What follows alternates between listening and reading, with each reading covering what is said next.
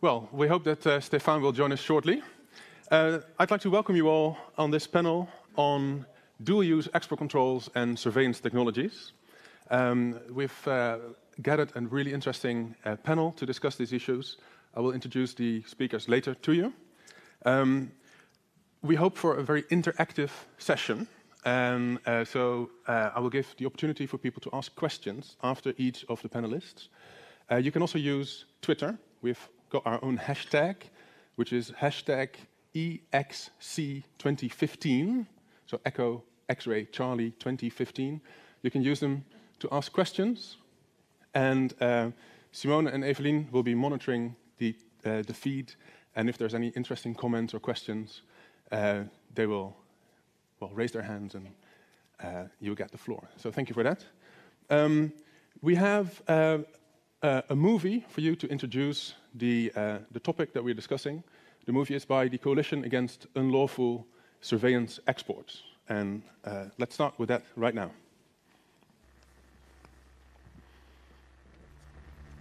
I was under direct surveillance. Everything that I was doing on the internet was being monitored. I really began to fear for the safety of not just myself, it was everyone that I was communicating with.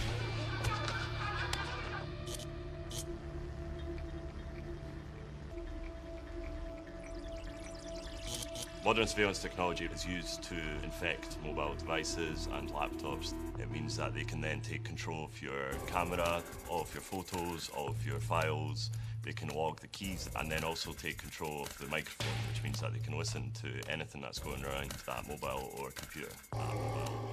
Human rights are in danger because of the use of these technologies. These technologies have been used by authoritarian governments all across the world to invade the private communications of human rights defenders and has led to torture. People have been arrested, they've been tortured, they've been forced to confess. People like myself and activists and individuals who participated in the protests all face some form of direct targeting by the government. This is happening now. A young boy called Ali Ashufa, 17 years old. His house gets raided, he gets arrested, he gets sentenced to 1 year in prison, accused of insulting the king on Twitter. How did the government find out that this young man was the person who was running this anonymous Twitter account? It was through the use of such technology. They've been tortured, they've been forced to confess, young people who are just trying to express their freedom of expression, and they have been severely, severely punished.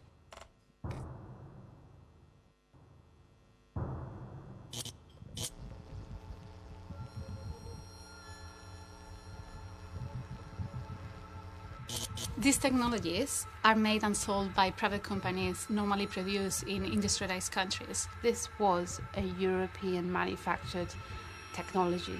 Governments need to enact legislation now that will stop these companies from trading these technologies that are used to undermine fundamental human rights. If European states believe in human rights, if European states believe in privacy rights, the export of surveillance technology needs to end today.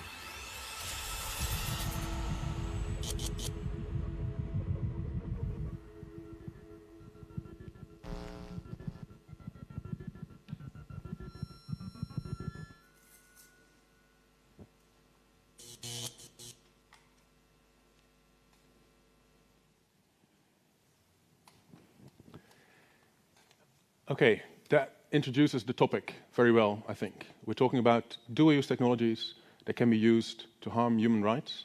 They can also be used for legitimate purposes, and like lawful interception. And so there's a struggle on how to effectively address this issue.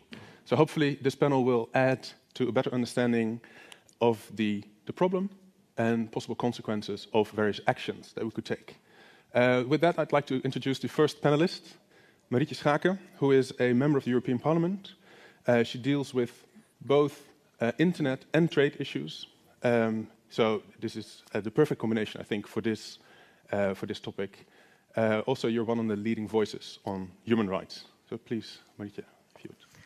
Well, thank you very much. I'm very grateful to the Dutch government for putting this key topic on the agenda. I've been working on finding solutions to what has become an increasingly large problem. We are facing a multi-billion euro market in Europe of systems that are used to repress human rights, as we've seen in this video, which I think is very telling and shocking. But Bahrain is not the only country where this happens. And I think it is high time that Europe starts to take a leadership position in practicing what it preaches. There's a huge mismatch between our foreign policy statements and goals, condemnations of countries that abuse human rights, and our trade policy, on the other hand, which allows this largely unregulated market to go on. In fact, we hardly even know what the scope and the impact of this market is exactly. We have some ideas because of wonderful and very courageous investigative journalism, because of the work of civil society that has uncovered, in the case of Privacy International, around 1,500 marketing brochures of this industry that involves companies whose names are unknown to all of us. And these companies operate in the dark. They don't have a reputation to lose. They don't have customers that are consumers, but they operate in a market of intelligence services and law enforcement of dictatorships. And this kind of repression that is increasingly facilitated by technologies, systems that are becoming faster, cheaper, and smaller every day has to be curbed. And today's focus is on human rights, which for me is key, and it's reason enough. But there are also very important strategic considerations for Europe itself. We see the fast proliferation of these systems and these technologies, which could end up anywhere, really, without smart regulations. And they're not only used to repress people, to stifle speech, to limit access to information, and to track and trace human rights defenders or journalists or opposition figures.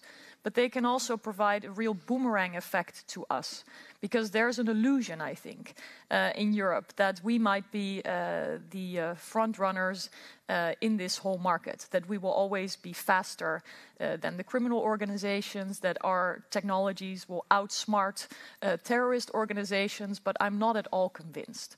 We see fast proliferation of these systems that is dangerous, because they could end up in the hands of repressive regimes, terrorist organizations, and criminal organizations alike, but they are also used against us, against our critical infrastructure, against our economic interests, against our governments, and the information that they may wish to keep for themselves, just as these human rights defenders would like to have their identity shielded while they're exercising their legitimate human rights.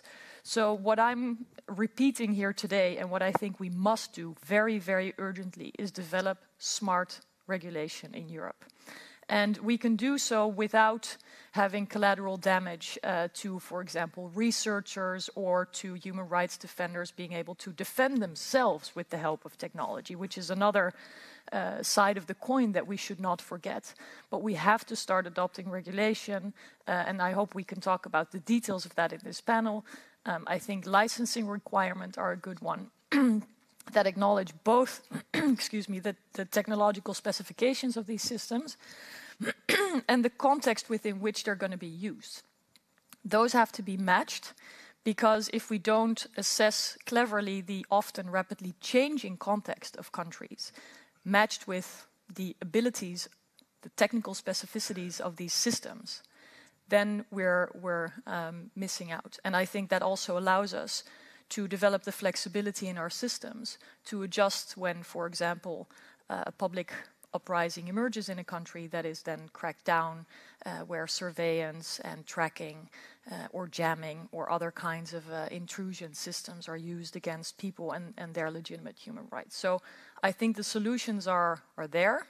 We have a long list of ideas of how we can do this, but it is now a matter of political leadership, and I compliment the Dutch government for being one of those leaders. But I would like to see Europe as a global leader in this space, so that we can begin to be a more credible foreign policy actor, and we can give meaning to the universality of human rights, even in light of technological developments. Okay, thank you. Very clear. So we need leadership, and I think we're happy to have a number of regulators in the panel who can tell us about their thoughts on how to regulate this. I'm going to look at the audience if there's anyone who has a question for Marietje. No questions? No? Well, I have a question myself. In your introduction, you not only mentioned that it's a human rights issue, but also a security issue for Europe itself. Can you maybe elaborate a bit on that?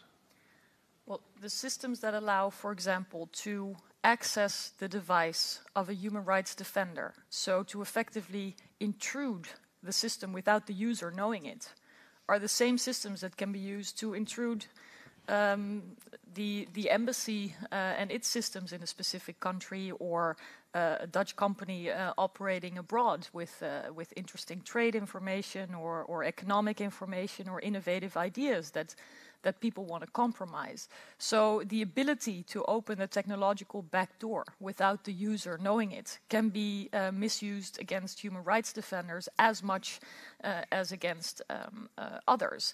And similarly, you know, the ingredients to some of these systems, like 0 days and vulnerabilities in everyday use software, can be used to build these aggressive systems in many ways. And we see that they are used also to undermine critical infrastructure or to access other systems than the ones used by human rights defenders. So this is really a complex problem. And although I believe human rights are a key driver to push for legislation, for some, unfortunately, human rights are too much of a soft issue, but it's also very much a hard and serious strategic security problem that we have to tackle. So I would like to see the worlds of security and so-called cybersecurity and human rights really coming together here.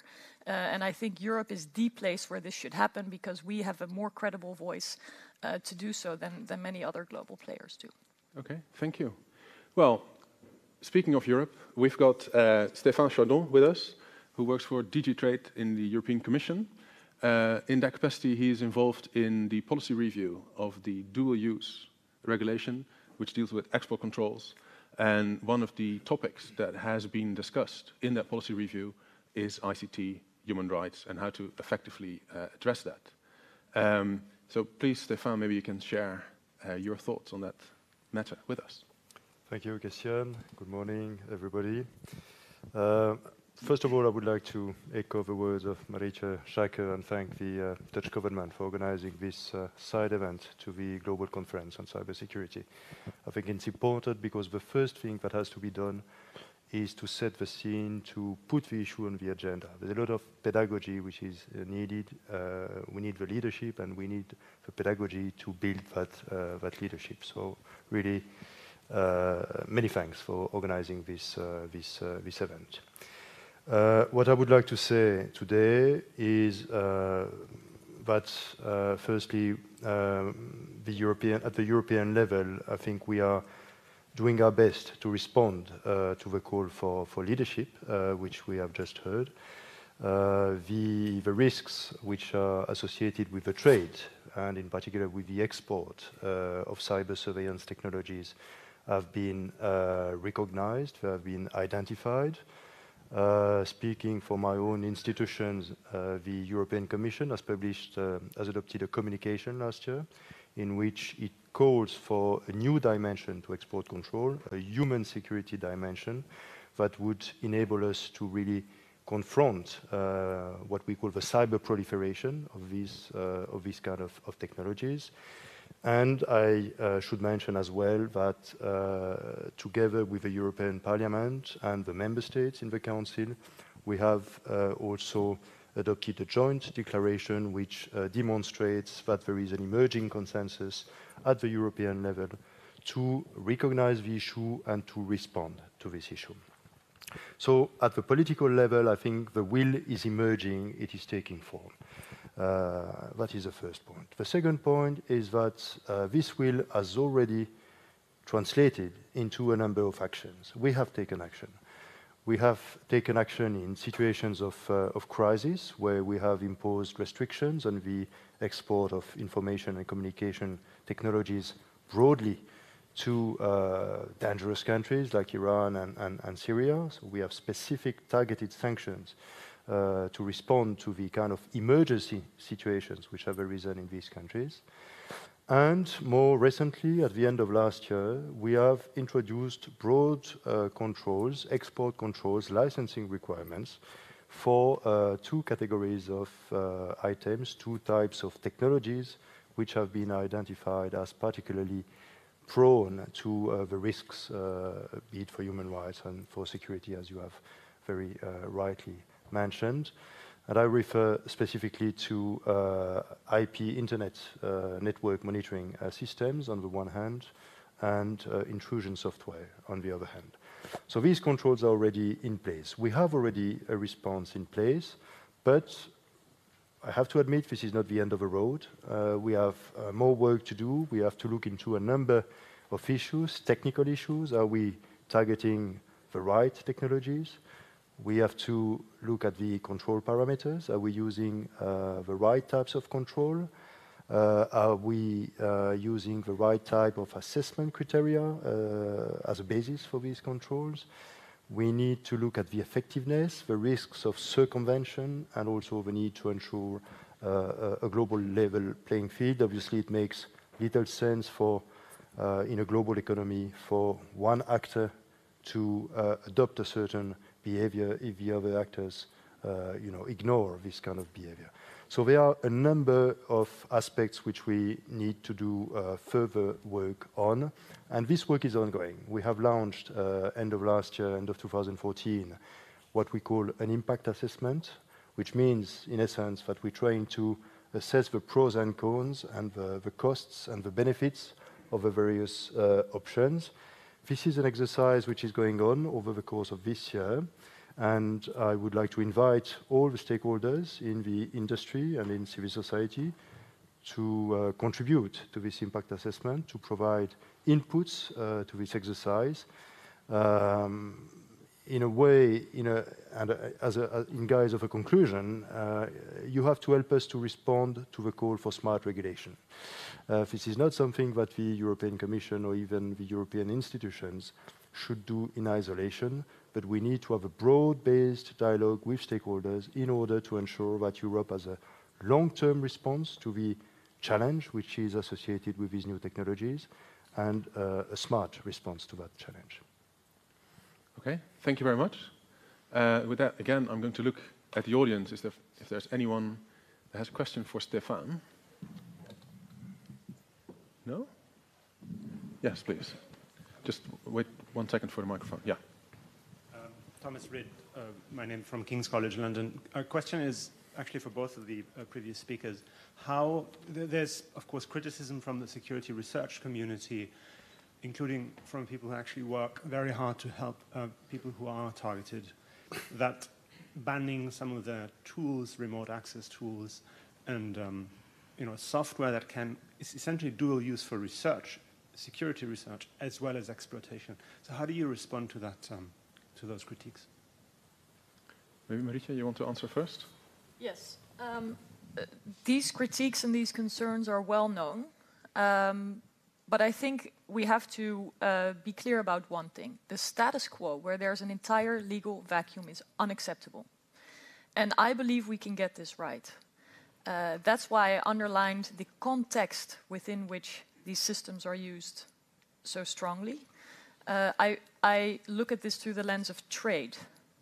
The colleague from the European Commission also works on trade. Trade transactions, hundreds of millions of euros or dollars involved in purchasing these systems, sold by a company, marketed as a tool that is much more effective than torture, as a tool that can help find the needle in the haystack, the one person that you want to find out of the information that you've gathered on hundreds of thousands of people.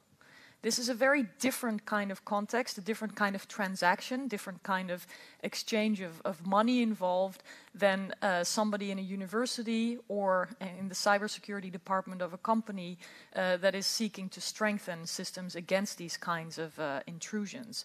So I think that those that are working on research will not be hindered by these smart regulations that focus on trade.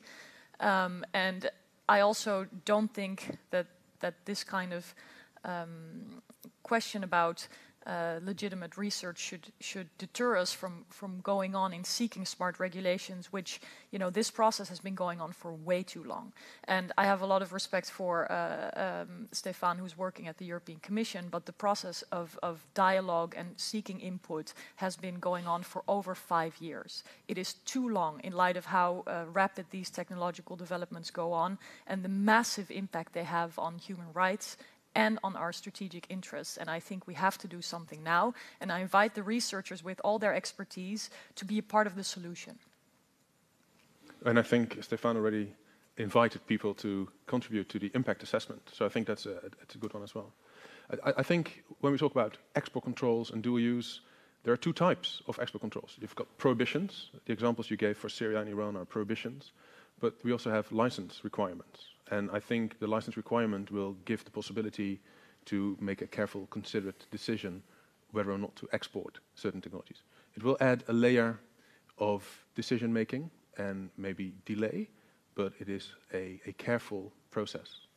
Yeah, sorry, just to add one point.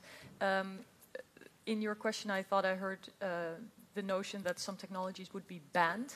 That's not what we're discussing at this point.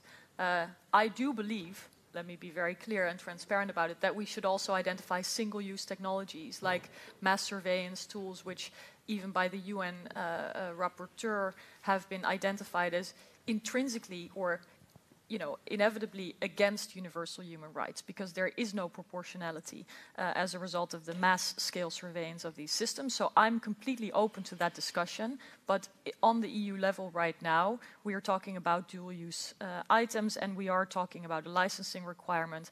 And when we look at countries like Syria and Iran, indeed, these technologies are not traded, but there's hardly anything that's being traded with these countries anymore. And there's also other places in the world that may not be as bad as Syria and Iran are at this moment in time, but they're not that far apart, where there's actually not any regulation that hinders the export of these systems. So we're not consistent at the moment either. Okay. Is there anything you would like to add, Stefan? Or? I would like to echo some of the things which have been said. I think there's understandably some confusion in the early stages of the discussion. I said at the beginning that the event is welcome because we need pedagogy, we need to explain what we are doing.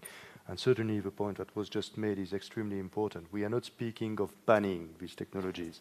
We're speaking of controlling the exports to prevent the misuse or the abuse in the wrong hands, if you want. So there is no question that we would completely ban these technologies. This is not what we have in mind. And the second point you highlighted yourself, Kesian, is that the process for deciding on the controls, I mentioned the impact assessment, I mentioned the dialogue with stakeholders. We want to have a process of discussion so that we can craft the control parameters in such a way, to speak plainly, that we don't shoot ourselves in the foot from a security research perspective, but also from other perspectives, economic perspective, for instance. So these concerns are to some extent valid. We need to take them into consideration, and the relevant communities need to help us take them into consideration. And we are certainly very open to this dialogue. And perhaps the last word to conclude, export controls are a living matter. You know, they are adjusted, they are updated. As I said, we have introduced since 31st of December 2014, two new unprecedented controls on surveillance technologies.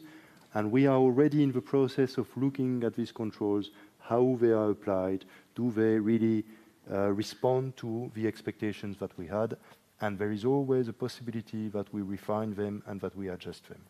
So we are open to the dialogue, and we are open to possible adjustments of the controls where this is required. Okay, thank you both. We will have an opportunity to ask more questions later. Do you mind if I continue with the other panelists, and then we can, because we need to be careful of the time as well. So I'll come back to you later. Our next panelist is Cynthia Wong. She works for Human Rights Watch, a NGO that works to defend human rights worldwide. And you're an expert on internet freedom. And we've just heard the call for leadership, but also the challenges in identifying the exact scope of the problem and possible solutions.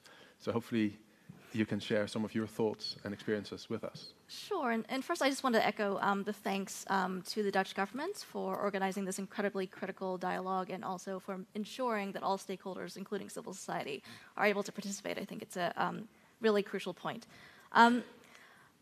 I think that as this industry has grown so rapidly, I think also our understanding of how governments are beginning to use surveillance technologies to facilitate human rights violations has also grown. And so in the last few years, there's been an enormous amount of research documenting cases in places like Libya and Syria and Ethiopia and Bahrain, where there are serious human rights violations going on, and they are facilitated by these technologies. In any panel discussion around export controls, I feel like there's a risk of it getting too much in the weeds and too much in the regulatory details. And so I feel like my role as a human rights advocate is to kind of take a bigger picture and put a human face on some of this. So I wanted to talk a little bit about a couple of the cases that we've looked at around how governments are using these technologies. We released a report last year on Ethiopia and how the government is beginning to adopt and build its own surveillance capabilities and how it's actually using it to silence dissenting voices both inside and outside the country. And one of the cases we profiled in that report was of a former refugee named Johannes, who is now a Norwegian citizen and is a supporter of a banned opposition party that exists and operates outside of Ethiopia. So in 2012, Johannes' wife actually went back to Ethiopia to visit family, but while she was there, she was actually detained by security agents and interrogated about her husband's political activities. She was asked, "What is your husband doing? Why is he criticizing the government? Give us information." While she was in detention, Johannes actually received a series of emails from an anonymous or pseudonymous Gmail account saying, "We have your wife. You need to hand over all this information about your political contacts, what you guys have been doing, the conversations you've been having, and all the personal details of your political party, or else there will be consequences." Johannes' wife was finally released after about 20 days and some intervention at the diplomatic level. But Johannes did receive one final email before she was released, and that email actually had a Word document.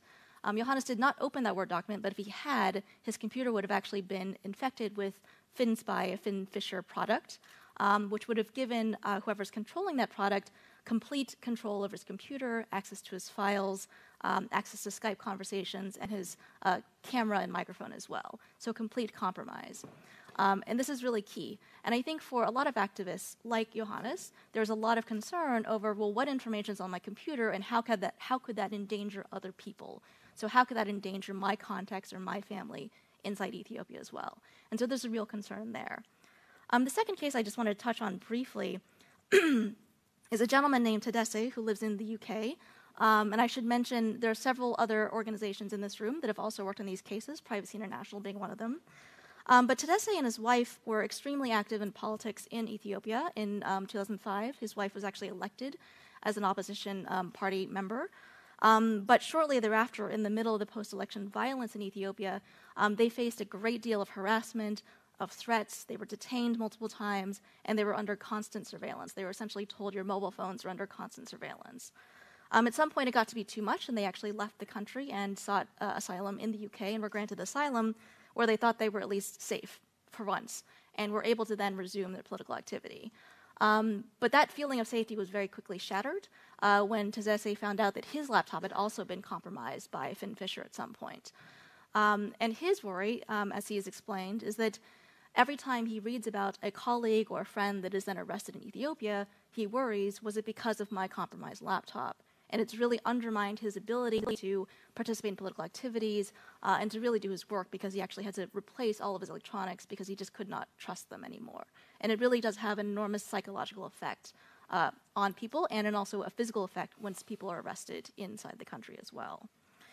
So I think one of the big issues here is that these companies have been operating in the shadows for too long and without no restrictions. And so they're able to sell to any government regardless of how abusive they are or what kind of human rights record they have. And that's a really big issue. And they can facilitate a wide range of abuses, including mass violations of privacy, arbitrary arrest and detention, even physical abuse, torture, or even worse. And it's important to understand that they are selling to governments who wouldn't otherwise have the capacity to build these tools themselves. And a lot of these products come with contracts for service and support. So the company is actually providing ongoing support to make sure that the government is able to actually successfully compromise human rights activists.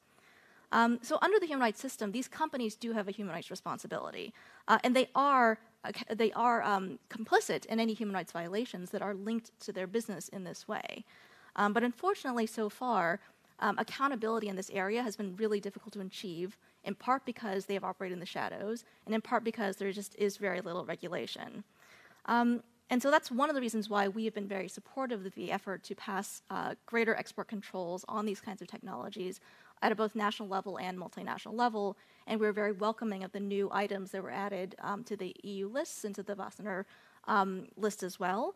But obviously, I think we're still at a very early stage and much more needs to be done, and we've known about these abuses for quite some time, and I do think there is some urgency here. So I'll just stop there. Okay, thank you very much. I think the case you referred to, the Finn Fisher case, is a very interesting one. For now, I'd like to pause it a little because we have Roel on the panel, and I think he can say a bit more about that case because it's getting a lot of attention. But thank you very much, and it underlines the importance of this issue. So again, I'm going to look to the audience if there's anyone with a question for Cynthia. I don't see any requests. Well, maybe I can ask a question. Oh, sorry. Please. My apologies.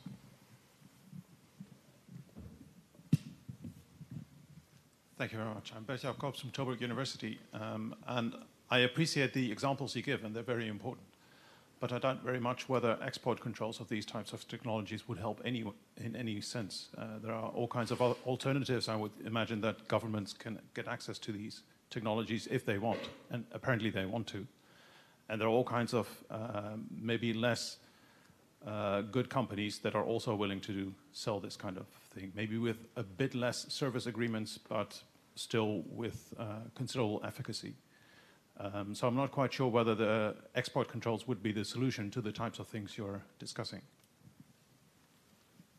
Okay, thank you very much. Do you want to respond to that? I would say this is only one piece of the solution, right? This would address, I think, some of these kinds of technologies that are developed by some of these companies.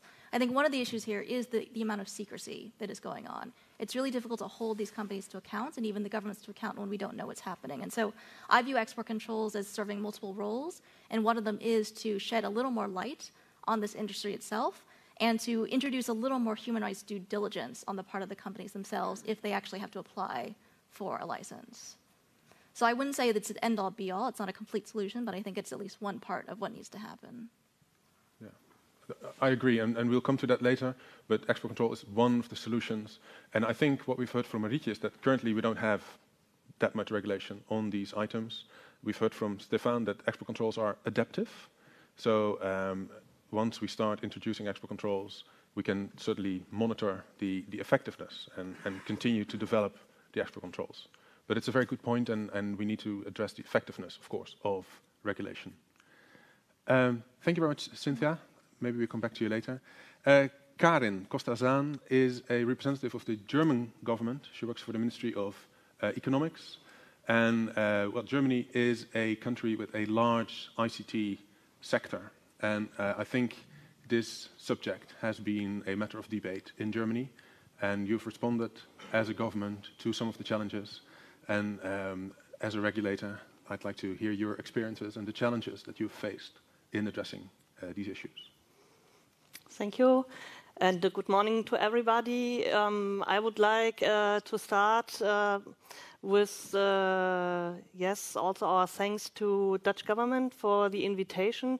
Actually, we are very glad to be here and to participate in this discussion. And well, I think that it's probably not a coincidence that you find these two EU member states represented in this panel.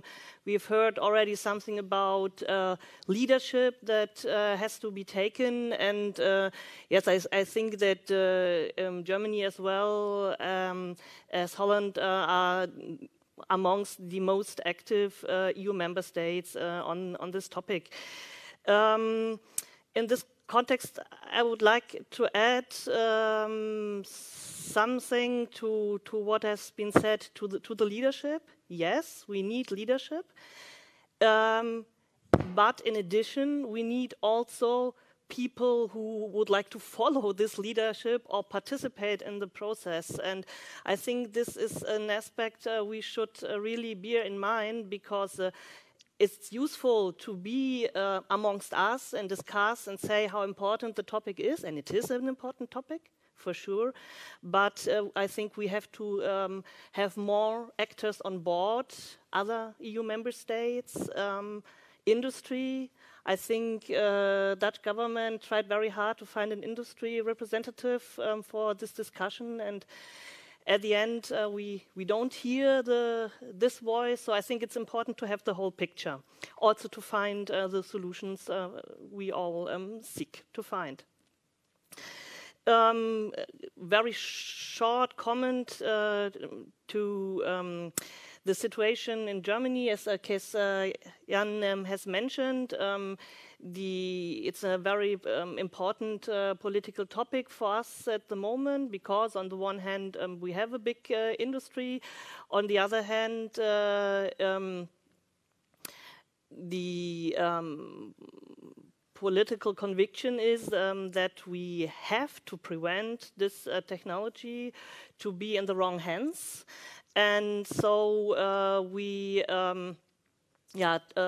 work very hard for improving the situation further, and to have a stricter and more effective export controls on surveillance technology. And this is, of course, a situation with which we have to deal. And we try to have also in Germany a very broad process for participation. Stefan has mentioned the process on the EU level, but we also have regular meetings with NGOs, human rights organizations, but also, of course, industry representatives, in order to have all voices heard and to get the whole picture. For my actual intervention, I try to be short, but I would like to touch on 3 points. First, say some words on the starting point for the discussion from our point of view.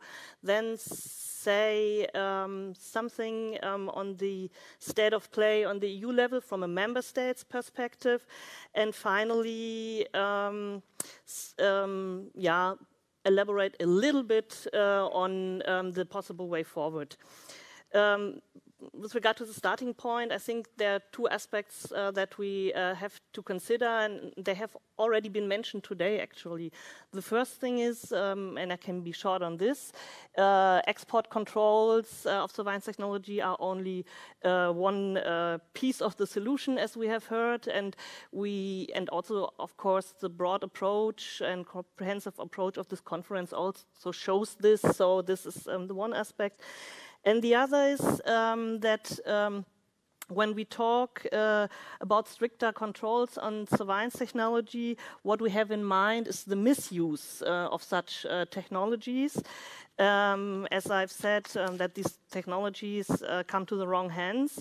But we have also to think that there are many legitimate and important uses of such technologies and similar technologies, also with a view to freedom and security on the internet, and also for the protection of human rights. And just to say shortly, for example, to ensure network security, to exclude unauthorized users to a network. This is also to protect the communication, of course.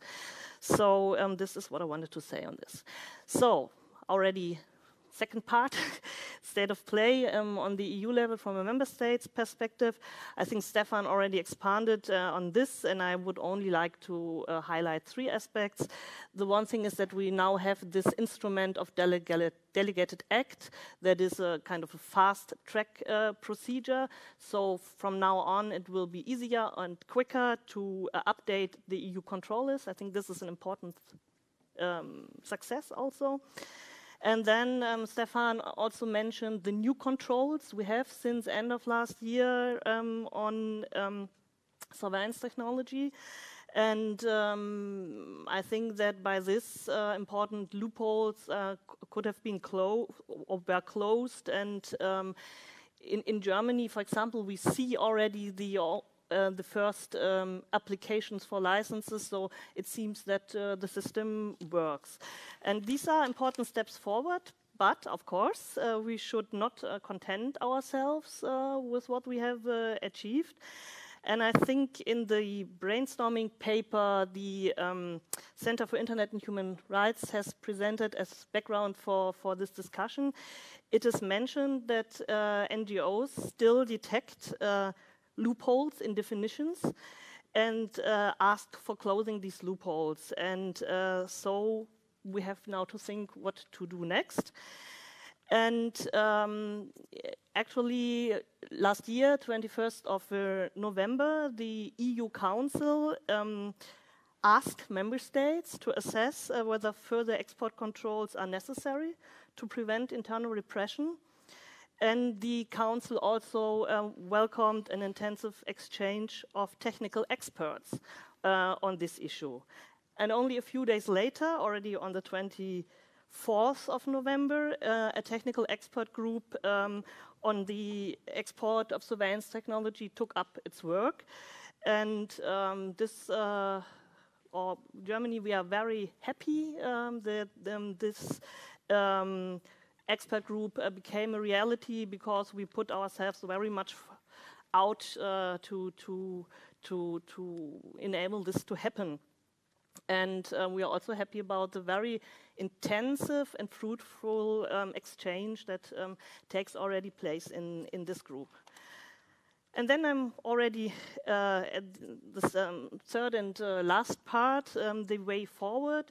We think it would be wise to have kind of a 3-steps approach. First, to find the relevant questions. Second, to develop the appropriate principles. And third, to design the smart solutions. And I talk about solutions, not only about regulation. And I think that now we are somewhere in between the first and the second step. And I would like to offer already 3 questions that from the German point of view are relevant. First, where are the loopholes in the controls that we have to close? And there, the policymakers and regulators very much depend on input of the NGOs, of course. The second question is, which are the requirements for the design of effective controls? Stefan has also mentioned this topic. And from our point of view, with regard to this second question, we think 3 requirements are important, and they are very much interlinked. The first one is we need legal clarity and legal certainty. That is, definitions should be easily understandable by all actors concerned. Secondly, industry and the companies need a reliable planning. And this means companies should understand whether they need an export control, or whether an export control is needed and they need a license. And the third requirement, we think that that is also important for this system to work, is the manageability for the administration. And we think that the administration should focus on controls that are critical with a view to the human right dimension. And the last question, this is also already the end of my intervention, do we need more than hard regulation? And actually, Germany thinks, yes, we do need more. And for example, what seems to us to be very important and has also been mentioned today already are the ethical standards. We'll come to that a bit later. Okay, thank you very much, Karen. I will look at the audience again to see. Yes, please. Just wait for the microphone. In the corner here, please. Thank you. My name is Eric Jardine. I'm with the Center for International Governance Innovation. Just a little bit. My question is for any of the panelists. I would never underrate a company's willingness to turn a profit. And so what I was hoping you could unpack a little bit is, are the export controls currently in place sufficiently punitive to deter companies from actually violating the control regulation? And if they aren't, or what's actually required to make them sufficiently punitive to actually stop that kind of behavior? Thank you. Okay, that's a very good question. Is there any of the panelists that would like to answer that question?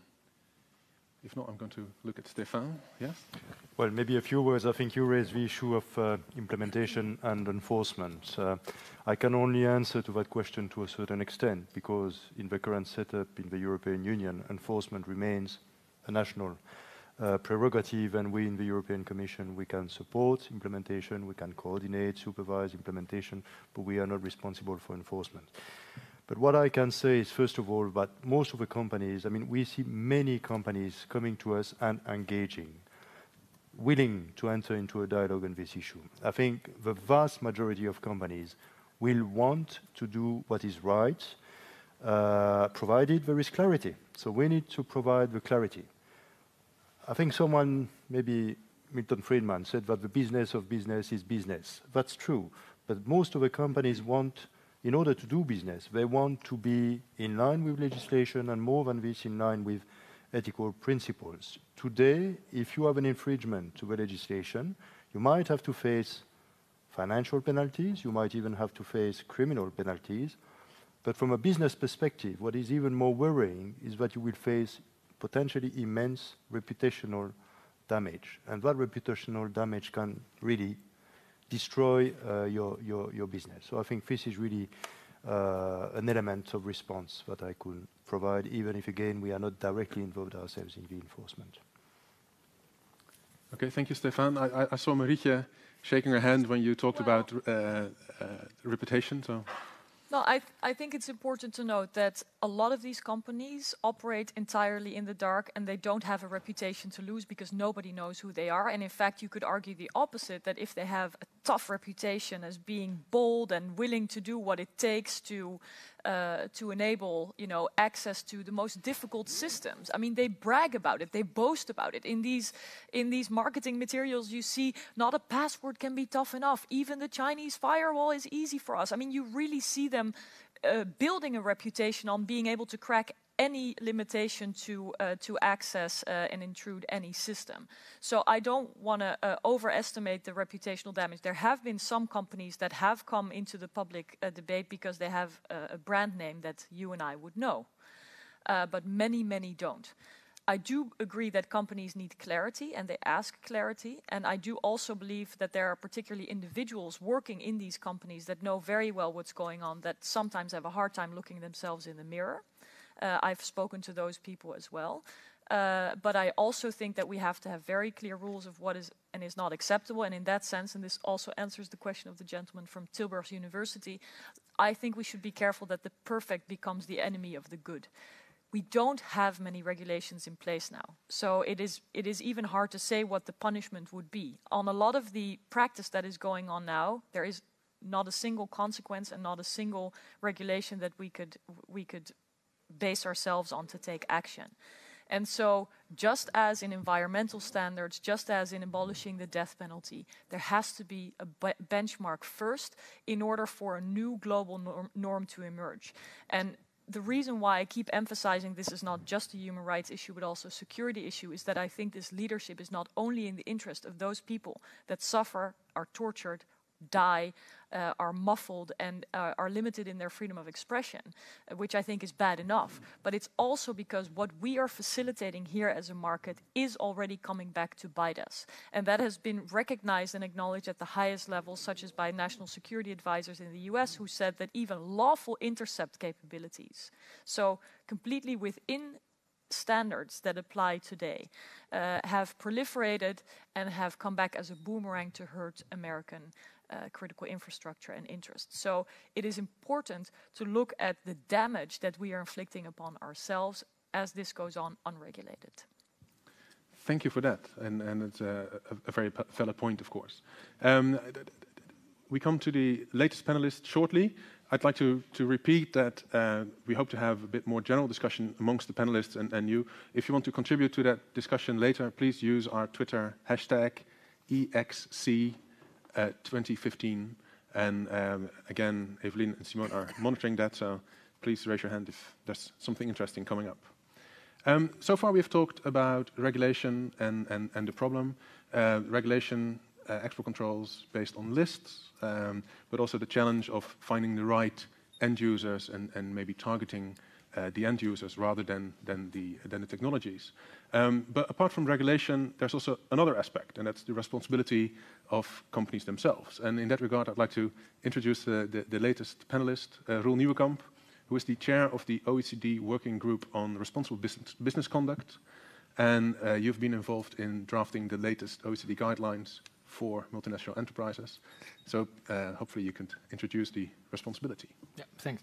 And I think it's obvious that this is a very important subject, because this is dealing with the most severe human rights violations we know about. And the discussion has been now mostly about hard law and hard controls. But of course, I'm going to talk about soft law. Because there might be a hard law vacuum in some areas, which obviously has to be filled. But there is also soft law around, and both in the UN as well as in the OECD in the field of responsible business conduct.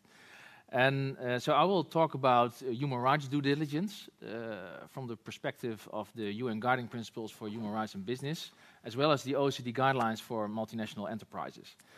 Because that's the basis of my committee I'm chairing. And I think the area of soft law is often misunderstood, because many people think, oh, it's soft, so it's non-binding, so there are no consequences attached to that. But that's increasingly a wrong and outdated perspective. The OECD guidelines are the binding guidelines for 46 governments, and they have a binding implementation commitment they've made, and there's a grievance mechanism attached to that. So there's a complaints mechanism, like a sort of ombudsman in 46 countries. And only recently, one of our national contact point, which is the not so sexy name for this complaints mechanism, has been dealing with a case in the cyberspace and surveillance industry. And I would like to highlight this case, which is a publicly known case, so I'm not saying anything which I shouldn't. But it's the case about the Gamma company. It's a case which was a complaint which was made by Privacy International, together with a couple of groups related to Bahrain, related to human rights. And you also mentioned, I think, the product FinFisher. Well, the NGOs, they said there has been evidence that FinFisher was found on the PCs and hardware of Bahraini opposition leaders. So the NGOs made a complaint to the national contact point in the UK about this. And this is an interesting case, because it's not law, but it's soft law. So what happens then is that this national contact point tries to find a solution. They bring the parties together and try to mediate. But of course, companies can refuse to do that. And in this case, Gamma refused to go for mediation. And then the task of an NCP is to make their own assessment. Well, and in this case, the assessment was quite drastically made, because they found the breach of the human rights provisions of the OECD guidelines. So this was seen as a major victory for Privacy International and the other NGOs which did that together. So this negative statement is there. And then people could say, okay, it's non-binding. But there are consequences. Well, Stefan, you already mentioned the reputational damage. Well, of course, this has immense reputational damage because it's the government saying this company is breaching human rights provisions. So that's a very important message. But let's not forget the other consequences which sometimes are attached to these kind of cases. For example, many governments take these cases into account when deciding on export credit guarantees. And they have to do that. So some governments say, well, okay, these kind of companies don't get export credit guarantees anymore. But there's also human rights due diligence responsibilities in the financial sector. So we've seen after cases like this that financial sector players like institutional investors, but also banks, are saying, well, we're not going to invest in this company anymore. So we've seen stocks dropping, we've seen companies for which the financial capital was drying up, or at least it was much more expensive to find. Well, a country like Canada is blocking all economic diplomacy efforts from the government in cases like this. So there are, it's soft law with hard consequences. That's what I always say. And basically, the big recommendation which the UK and National Contact Point gave is to do human rights due diligence. That's also what you've been saying. That's a recommendation which both the OECD as well as the UN are giving to all companies. And I think human rights due diligence is one of the keys to unlock this problem, whether it's in hard law or whether it's in soft law. Okay, thank you very much for that. And you remind me of the statement by the UK NCP. It is in the public domain. I think if you go to the website of the Department of Business, Innovation and Skills, you can download the full statement from the NCP. And Karen, you mentioned the background paper that can be downloaded from the GCCS website, so it's available. So for people who want to read a bit further on these topics. I think it was very interesting what you said, and I'm going to look at the audience again, if there's anyone. Yes, please. But just 1 second, yeah. Sorry, Inder Bugarin from Reforma newspaper, Mexico. A question for Karen Costa. You say that Germany is taking the lead on the issue of arms transfer and transfer of technology. We know that there are repressive regimes around, and we know who are them. But there are other regimes that have really bad records on human rights, including my country.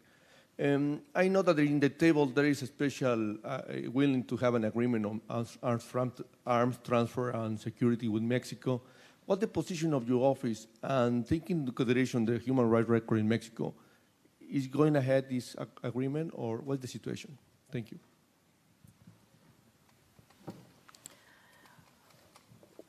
Well, thank you for your question. Actually, within my ministry, I'm not the person responsible for this question, so I can't give you the exact position of the German government on this. However, I think an important question, aspect of your question is, how do we differentiate? I've said that what Germany wants to impede is this technology coming in the wrong hands, but the question remains, what are the wrong hands? And the current situation, when we have an application for export license, is that we look at the individual case. We look which technology is it. We assess to which country does the export or shall the export go. Which is the end user? You mentioned this, Cassian, that this is also a very important aspect. So, and in the end, we have a very complex assessment, and human rights, and especially the potential for the violation of human rights, is really a crucial aspect of this assessment. So this means also that it's not something that is there in stone, but for example, if in a country a situation changes, the assessment will also change.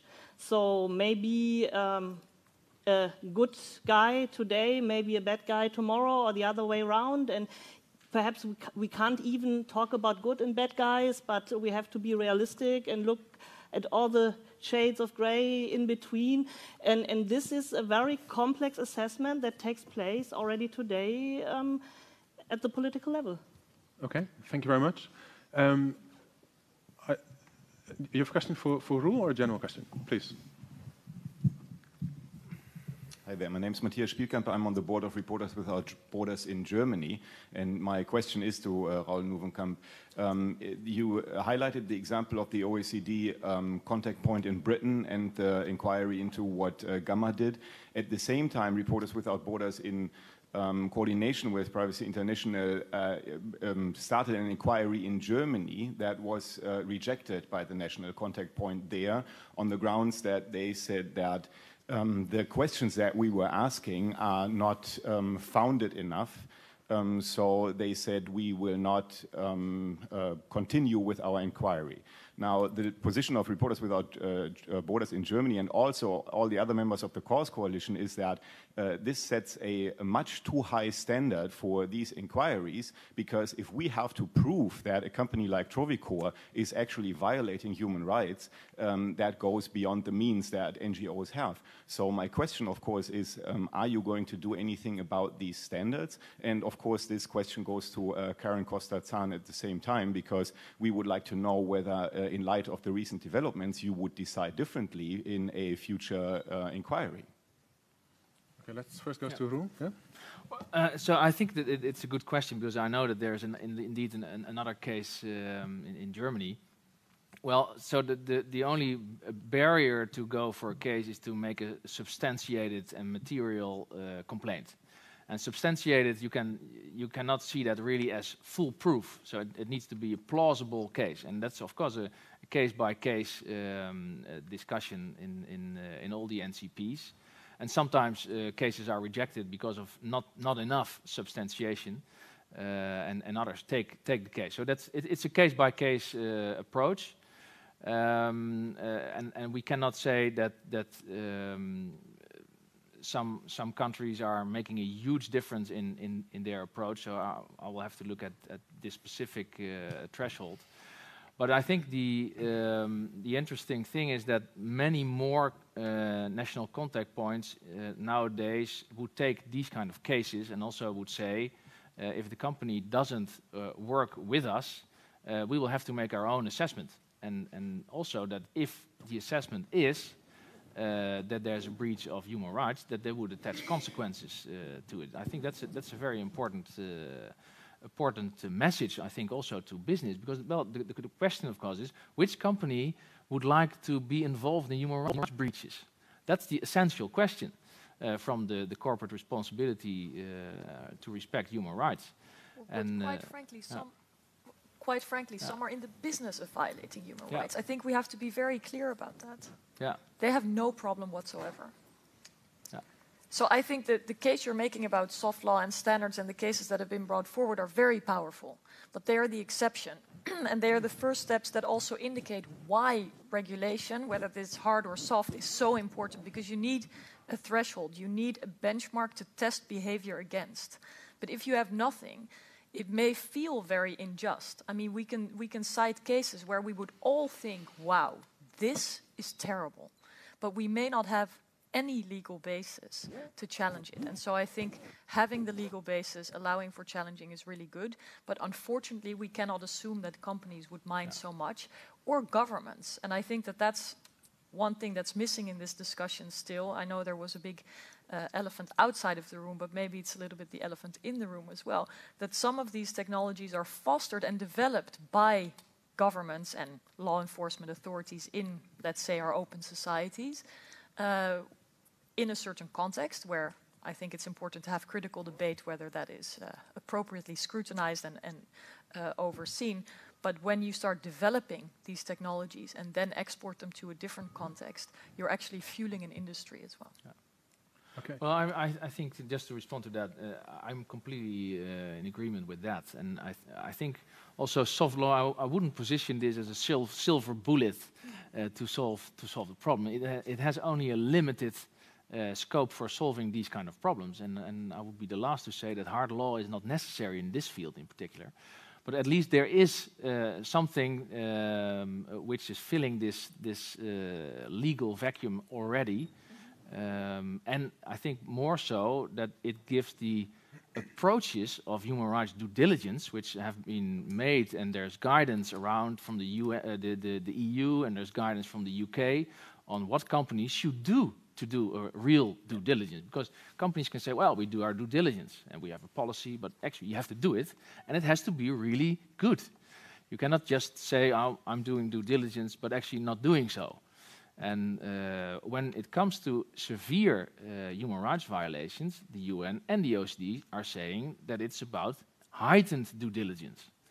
So it's not just doing a quick check, it's really going into the details of the product, and you have to check what the end user actually is doing.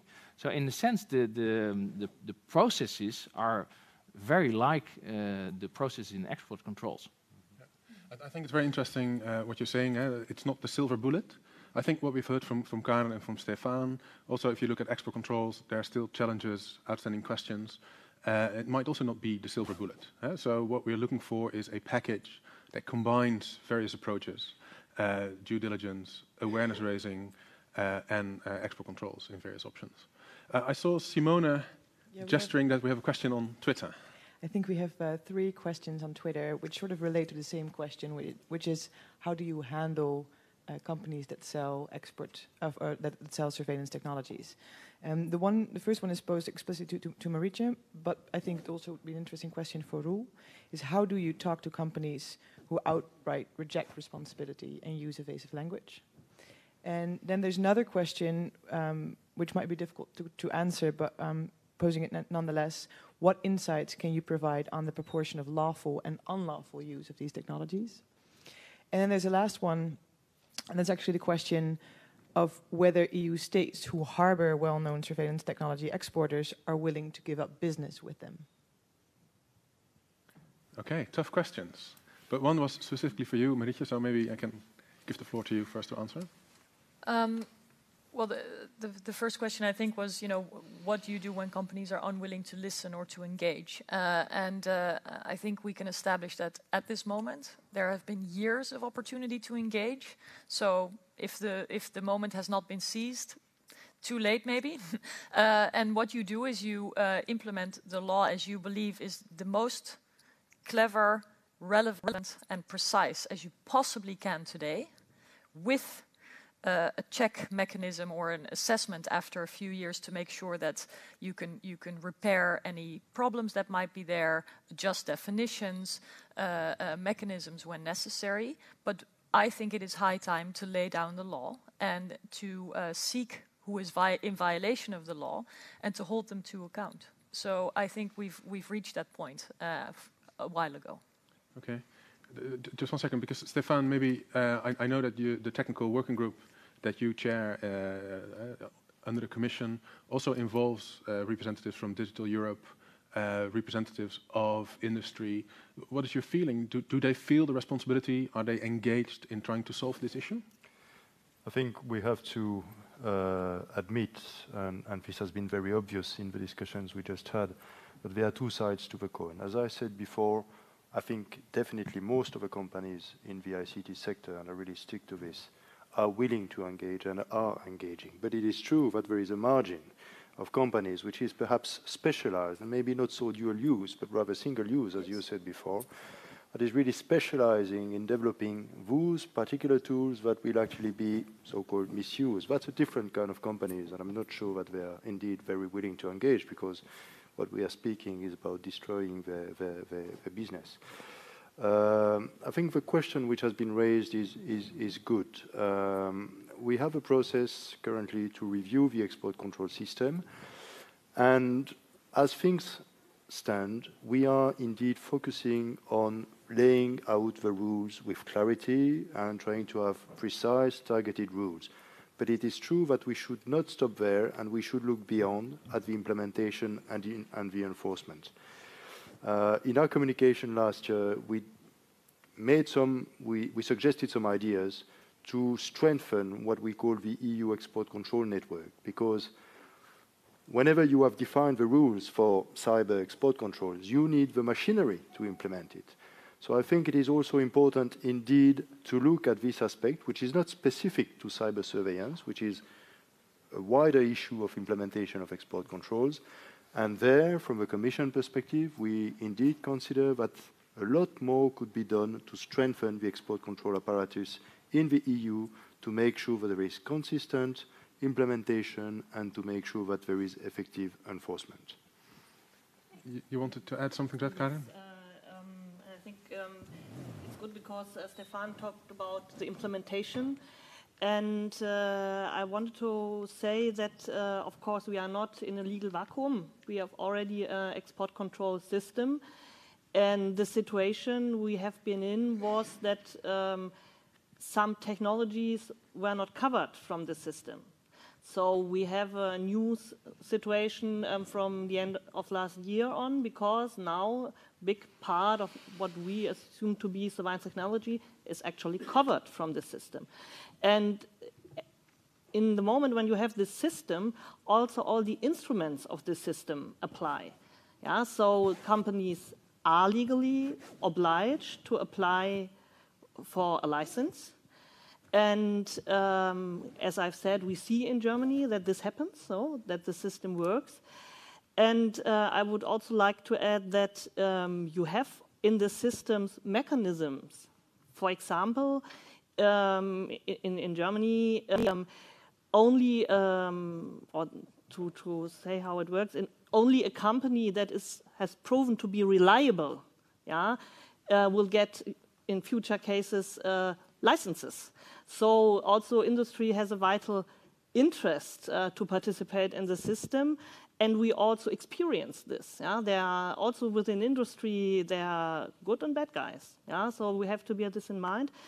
And the last thing I would say with regard to this, the problem that there are always some really bad guys that won't accept the legal rules is not a specific problem also of export control system, but everywhere. And what you also cannot impede is that, I say, a really bad guy says, well, I don't like the situation in Europe. Europe is taking the lead for stricter controls, so bye-bye Europe. And so I think this is really a very complicated picture. Okay. I saw that Cynthia want to add something as well. I also am aware of the fact that we are nearing the end of this panel, and there was also one question from the room that I promised to address, so I hope you can keep it short. Sure, very tweet length. I just wanted to add, on your point on implementation, I think that's really important to think ahead towards that, and a couple things I would just put on the table for discussion, which is greater transparency around when licenses are granted and for what kinds of products, so that those companies can be held accountable. And also to detect circumvention, right, of the controls. I think that's really important, as well as greater communication and information sharing between the licensing authorities themselves, again, to prevent resellers and brokers from trying to circumvent the controls themselves. I did want to pick up on a point that you made about the responsibilities of governments in open societies, because it is no secret, at least now, that all governments are using these kinds of tools. They're all using intrusion tools, hacking tools, and the like. But very few, almost no countries have actually had a public debate as to what kinds of legal protections and standards should apply to those powers, and they're very new, right? And so it's a situation where the technology and capabilities have really outstripped the law. And so I do think it is really imperative for all governments to have that public conversation, especially because the citizens that you're doing it in their name, they need to have a say in when those tools are used. It would actually also support your moral high ground when you're actually criticizing other governments who are then buying these tools from these companies that we're talking about. Okay, thank you. Like I said, we are beginning to run out of time, so I think there's the opportunity for one more question. Okay, please, Mr.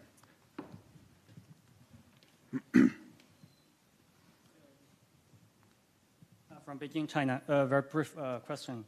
Do you think, especially to our first two speakers, do you think the proliferation of ICTs or the export control of ICTs will promote human rights? Or in other words, do you think export control of ICTs will promote or hinder human rights? Thank you.